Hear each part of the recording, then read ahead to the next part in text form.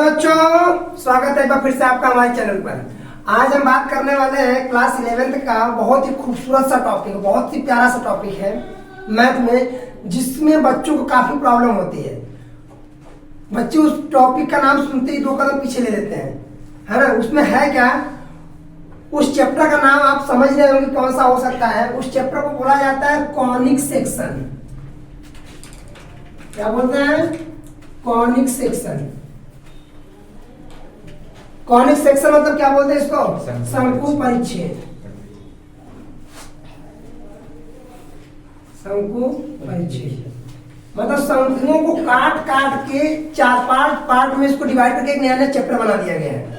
जब शंकु को काटेंगे तो कुछ, अगर ऐसे काट रहे हैं तो क्या निकल के आ रहा है, ऐसे वर्टिकली काट रहे हैं तो क्या निकल के आ रहा है, हॉरिजॉन्टली आया हुआ ये आइडेंटिकल काट रहे हैं, इंक्लाइन काट रहे हैं तो क्या निकल के आ रहा है, वो सब चीजों को देखा गया काट काट के। इसमें 4 पार्ट निकल के आए। सबसे पहले आया आपका सर्कल। क्या आया? सर्कल। दूसरा आया आपका पैराबोला। कौन बोला? पैराबोला। दूसरा आया एलिप्स और तीसरा आया हाइपरबोला। और लास्ट चौथा मतलब हाइपरबोला। पहला आपका आया सर्कल, दूसरा पैराबोला, तीसरा एलिप्स, चौथा हाइपरबोला। सर्कल को बोलते हैं वृत्त। सर्कल को क्या बोलते हैं? वृत्त। पैराबोला को बोला जाता है परवलय। क्या बोला जाता है? परवलय। एलिप्स को बोलते हैं दीर्घवृत्त। जिस तरह से जिस आकार में आपकी पृथ्वी है यही है, अंडाकार, अंडा देखा ना उसी टाइप का दीर्घवृत्त। और हाइपरबोला को बोला जाता है अति परवलय। अति परवलय। ठीक, ये 4 टॉपिक्स आपको पढ़ने हैं। और आईआईटी, जेईई या एनडीए के हिसाब कंपटीशन को ध्यान में रखते हुए ये चैप्टर जो है काफी इंपॉर्टेंट है। आईआईटी हो गया, एनडीए हो गया, एयरफोर्स हो गया, मतलब सब जो कॉम्पिटेटिव एग्जाम है उसमें इस टॉपिक से काफी क्वेश्चन पूछते हैं, तो मोस्ट इंपॉर्टेंट भी है ये। ठीक है, इतनी चीजें आपको इसमें पढ़नी है। तो इसमें सबसे पहले आज हम बात करने वाले हैं सर्कल की। सर्कल में कम से कम 4 या 5 वीडियो आएंगे सर्कल के। उसके बाद तो वही 4-5 आपको पहले सबके मतलब टोटल अगर काउंट करूंगा तो मैं मान के चलता हूँ 16 से 17 क्लासेस की लगेंगी कॉनिक सेक्शन को कवर करने में पूरा। ठीक है, जो एक एक पार्ट अगर मैं बताना चाहूंगा तब, अगर रफली अगर मतलब बोर्ड के अकॉर्डिंग अगर देखेंगे तो हमको लगता है कि 7 या 8 क्लास में खत्म हो जाएगा। लेकिन अगर इसके अकॉर्डिंग चलेंगे तो हमको पूरा मतलब इसको रिटेल में पढ़ना होगा तो कम से कम 6 से 7 क्लास चाहिए, इसको 5-6 क्लास चाहिए, इसको भी 4-5 क्लास, इसको भी 4-5 क्लास, सबसे ज्यादा सर्कल की ही चाहिए, है ना। तो चलिए इसको पहले नोट कर लीजिए, तो फिर आप डालिएगा सर्कल।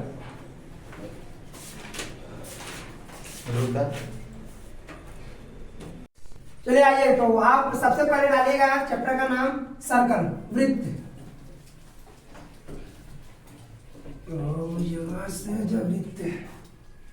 वृत्त की बात करते हैं। वृत्त में देखिए क्या है। वृत्त सब लोग जानते भी हैं। मैंने ऐसे कर दिया, ये रेडियस हो गई इसकी, और कह दिया कि ये वृत्त है ना। ये क्या हो गया आपका? सर्कल हो गया, सर्कल या वृत्त जो भी आप कह रहे हैं। लेकिन वृत्त का अगर डेफिनेशन बताना होगा तो क्या कहेंगे?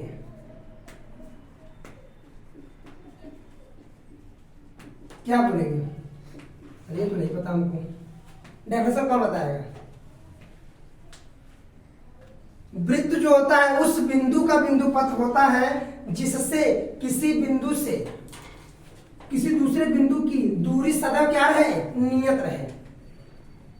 मतलब कि वृत्त जैसे कई पॉइंट हमारे ऐसे ऐसे, यहाँ पे देखो मैंने पॉइंट ले लिया P(x,y), ठीक है।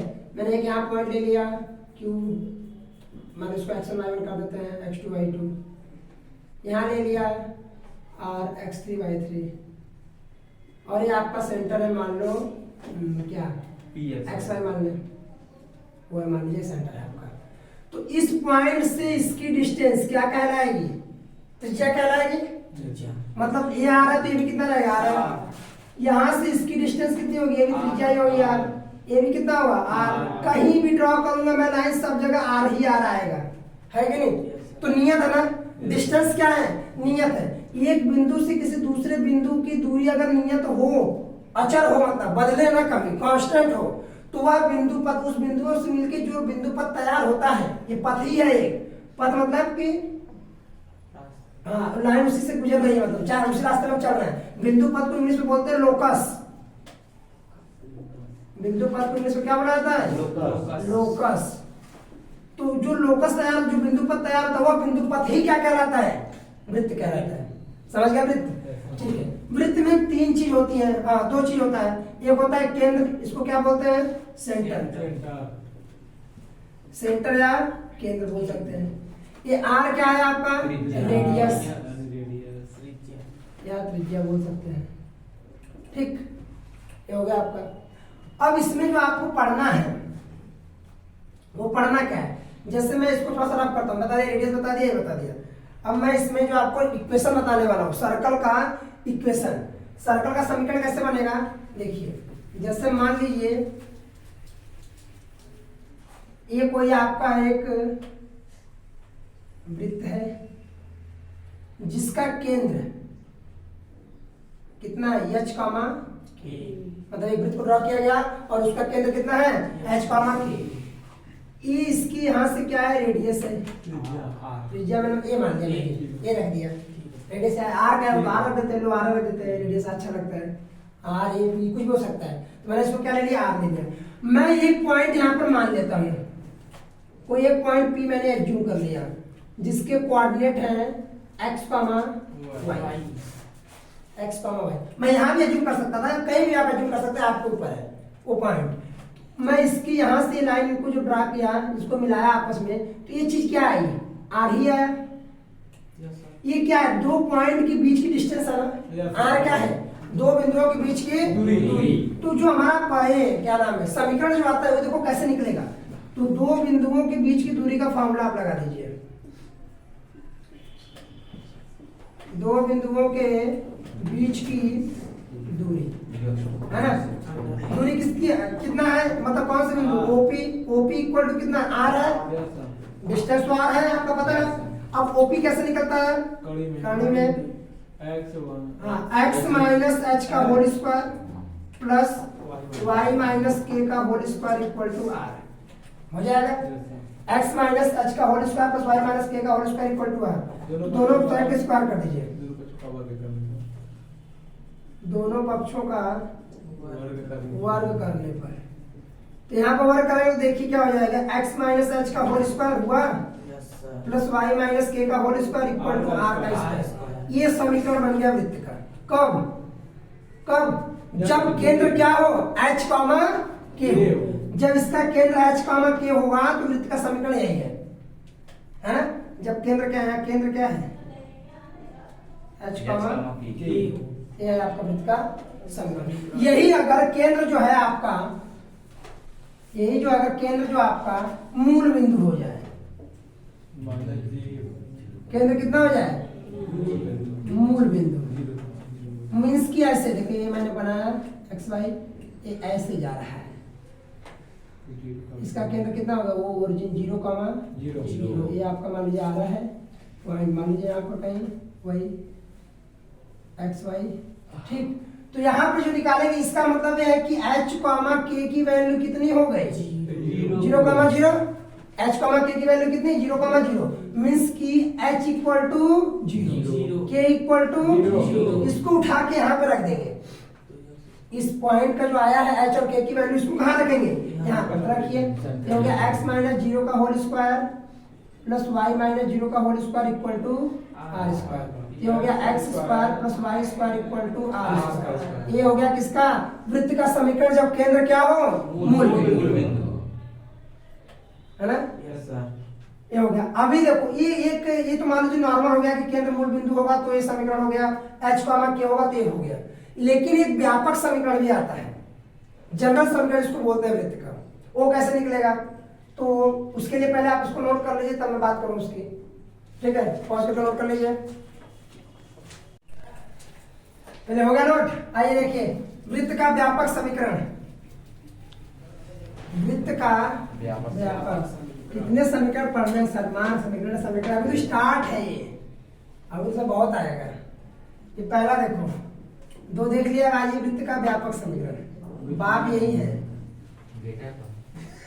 हाँ, व्यापक समीकरण। इसमें होगा क्या, जो आपने अभी जब केंद्र h कॉमा k था और रेडियस r था, तो समीकरण क्या बना था, x माइनस h का whole square plus y minus k का होल स्क्वायर बराबर r स्क्वायर। क्या मैं इस r को a लिख दूं क्या? अनुमान लिया कि माना त्रिज्या जो है a है, क्योंकि लास्ट इसको r दिखाऊंगा ना, इसलिए वैसे लिख रहा हूँ।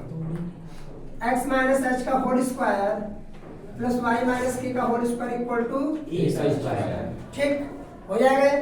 अब इसको खोल दीजिए, कैसे खोलेंगे, यहाँ x square plus h square minus 2hx, इसको करेंगे plus y square plus k square minus 2y के इक्वल टू a स्क्वायर, है ना?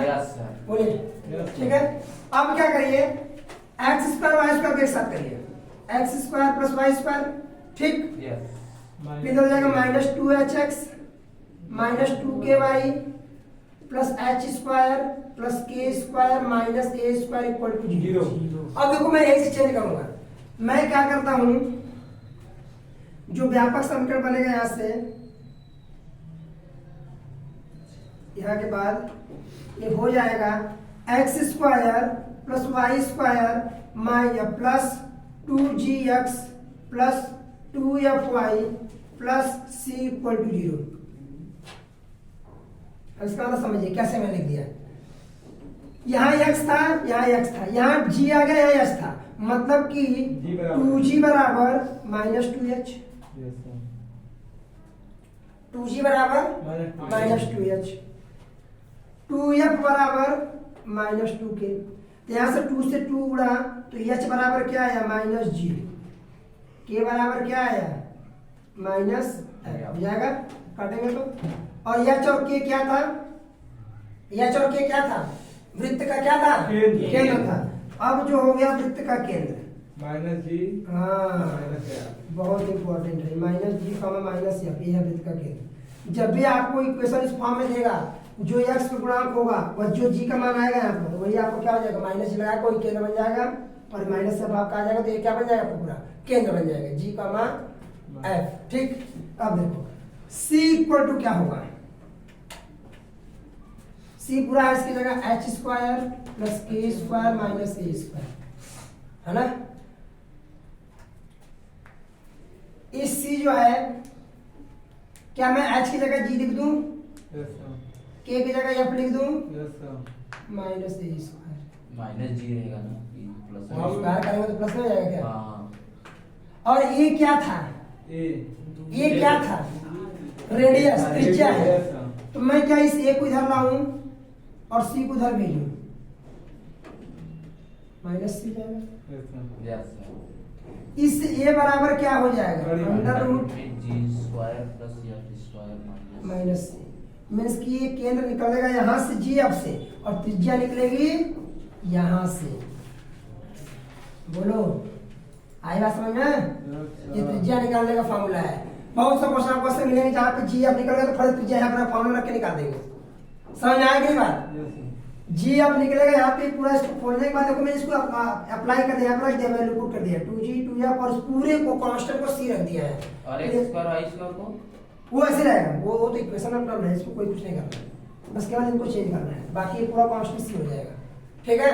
हाँ, फिर उसके बाद यहाँ से कंपेयर करके वृत्त का केंद्र डिसाइड कर लिया, और यहाँ से फिर क्या निकल गया आपका त्रिज्या, ये याद रहना चाहिए। तो कई बार पूछा हुआ है, एनडीए में डायरेक्ट फॉर्मूला पूछा हुआ है कि वृत्त की केंद्र अगर जी एफ है तो त्रिज्या क्या होगी, g square plus f square minus g से। अब इसको नोट करिए, तो अब इसके बाद हम लोग थोड़ा सा क्वेश्चन पे खेला जाएगा, हो गया। आइए अब करते हैं क्वेश्चन, हम लोग अब करेंगे क्वेश्चन, देखिए कैसे करते हैं। इस क्वेश्चन पे लगाया जाते लिंगी। चलो देखो, क्वेश्चन है आपका, क्या नाम है, यहाँ पर क्वेश्चन दिया है कि वृत्त 3x square plus 3y square अब minus 6x plus 9y minus 8 equal to 0 का केंद्र और त्रिज्या ज्ञात करना है। का क्या ज्ञात करना है, केंद्र और त्रिज्या। तो कैसे किया जाएगा, चलिए देखिए। ये आपको उसी टाइप व्यापक समीकरण टाइप का दिख रहा है ना, तो इसको पहले उससे कंपेयर करेंगे। तो देखो 3x square plus 3y square minus 6x plus 9y minus 8 equal to 0। व्यापक समीकरण जो होता है अभी मैंने आपको बताया है, व्यापक समीकरण होता है आपका x square plus y square plus 2gx plus 2fy plus c equal to 0। यहाँ पर x स्क्वायर y स्क्वायर का गुणांक 1 होना चाहिए। क्या यहाँ पर है क्या? नहीं। तो पहले उसको 1 करना पड़ेगा। कैसे करेंगे?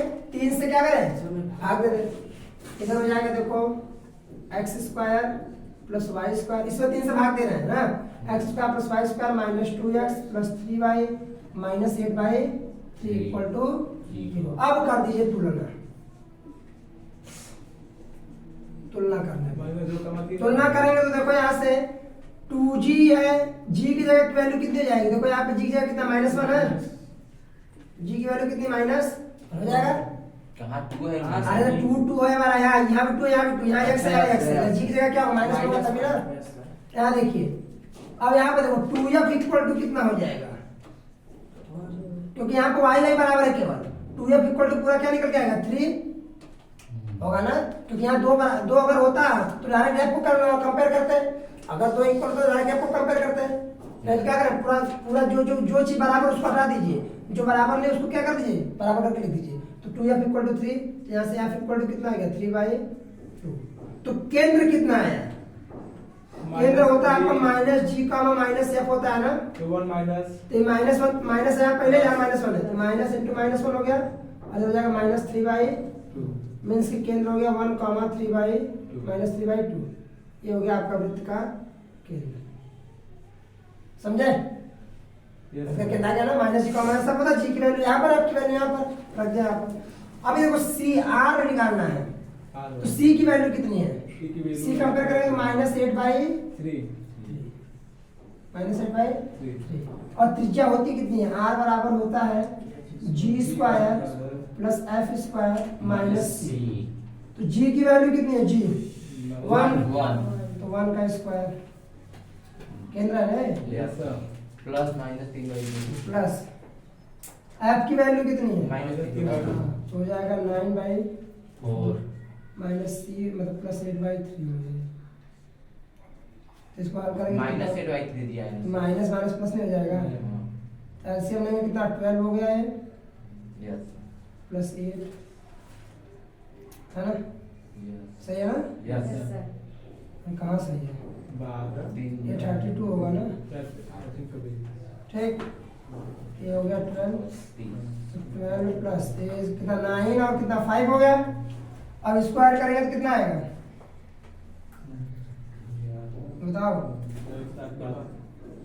ये हो गया आपका रेडियस, इतना आएगा रेडियस। अभी सॉल्व तो होगा नहीं, इतना आपका क्या हो जाएगा, ये रेडियस हो गया, और ये आपका क्या हो गया केंद्र। आएगा समझ में?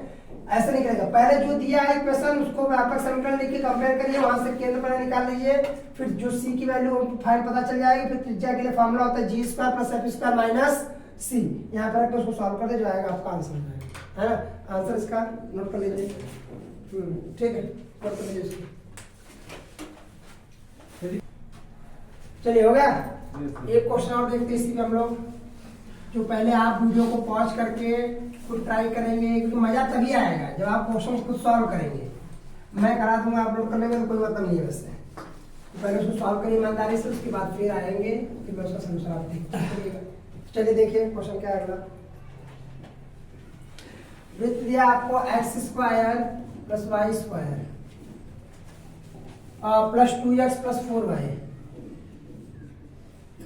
-1 इक्वल टू 0, ठीक, की त्रिज्या और केंद्र, ये आपको त्रिज्या और केंद्र निकालना है। चलिए वीडियो को पॉज करिए और 2 मिनट खुद से ट्राई करिए, उसके बाद वीडियो सॉल्यूशन देखिएगा। त्रिज्या और केंद्र ज्ञात कीजिए। चलो लगाओ, तुरंत टूट पड़ा इधर से, चलो ट्राई कर लीजिए वीडियो पॉज करके। 1 2 3 चलिए आइए देखते हैं हम लोग क्या है। देखो यहाँ भी वही काम करना है, पहले आप व्यापक समीकरण लिख दीजिए करिए, और प्यार से प्यार से लिखना है। तब से कैसे लिखेंगे? X square plus y square plus 2gx plus 2fy plus c equal to 0। इतने प्यार से लिखना है। अभी क्या करेंगे? अब जो इक्वेशन आपको दिया उसको नीचे लिख दीजिए। X square plus y square plus 2x plus 4y minus 8 equal to 0। क्या करेंगे? तुलना कर दीजिए, क्योंकि यहाँ पर देखो तुलना कर सकते डायरेक्ट, क्योंकि यहाँ पर एक्स स्क्वायर वाई स्क्वायर का कोफिशिएंट 1 है। अगर 1 नहीं होता तब जैसे पहले क्वेश्चन में किया था भाग किए थे, यहाँ भाग करते हैं। यहाँ पे कर दीजिए तुलना। करने पर तुलना करेंगे तो देखो ये तो कतवाका जी बराबर है।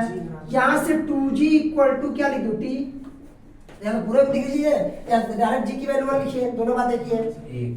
यहाँ से 2f इक्वल टू कितना 4, तो यहाँ से g इक्वल टू आ गया 1, f इक्वल टू कितना 2, और c इक्वल टू बोलो -1।